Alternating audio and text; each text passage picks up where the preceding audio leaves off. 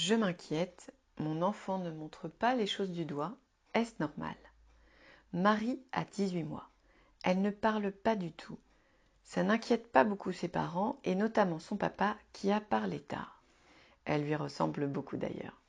Par contre, ses parents sont quand même un peu inquiets parce qu'elle ne montre rien de tout ce qui l'entoure.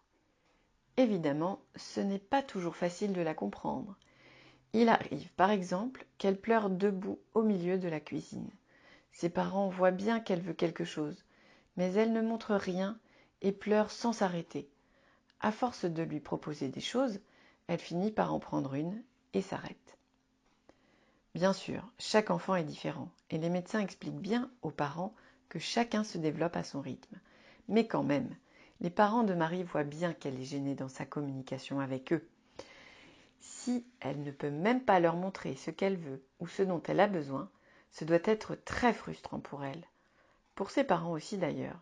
Ils ont l'impression de devoir toujours deviner et bien souvent de tomber complètement à côté de la plaque. Marie a 18 mois. Elle ne parle pas du tout et ne montre jamais du doigt ce qui l'intéresse.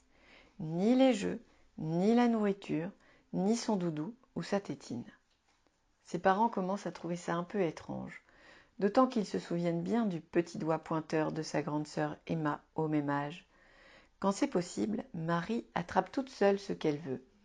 Mais si c'est en hauteur par exemple ou caché, elle crie, pleure et peut taper ses parents pour obtenir ce qu'elle veut. Le problème, c'est que ceux-ci ne comprennent pas toujours ce qu'elle veut justement. Pas de mots, pas de gestes, rien qui pourrait les aider à comprendre Marie dans ces moments-là. Pourtant, ses parents lui ont montré plusieurs fois comment faire, mais ça ne change rien. On dirait que Marie ne comprend pas à quoi ça peut lui servir de montrer les choses. Alors c'est toujours une crise quand elle veut quelque chose et qu'on ne comprend pas ce qu'elle veut. Au parc, à la crèche, les parents de Marie voient bien que les autres enfants du même âge commencent à dire quelques mots, même mal prononcés. Et surtout, ceux qui ne parlent pas sont des champions pour se faire comprendre en montrant du doigt ce qu'ils veulent. Les parents de Marie ont raison de s'inquiéter. Vers 1 an, un enfant peut montrer du doigt, d'abord pour demander quelque chose à ses parents, puis pour montrer qu'il a vu quelque chose. C'est aussi à 1 an que l'enfant commence à dire de petits mots. C'est d'ailleurs le geste de pointer qui va précéder l'apparition des mots. Si à 18 mois, Marie ne montre pas du doigt et ne commence pas à dire de petits mots, ses parents doivent en parler au pédiatre ou au médecin traitant qui suit le développement de Marie. Le médecin fera une ordonnance pour aller voir l'orthophoniste. L'orthophoniste pourra observer les comportements que Marie utilise pour communiquer avec lui dans des situations de jeu.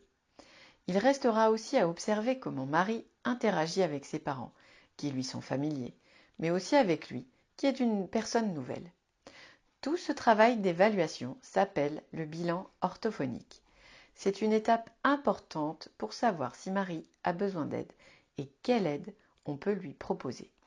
C'est aussi très important pour aider les parents de Marie à communiquer plus facilement avec elle.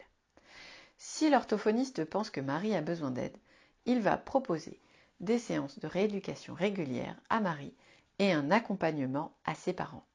Si l'orthophoniste pense que c'est nécessaire, il pourra proposer aux parents de Marie de faire des examens complémentaires avec des équipes spécialisées.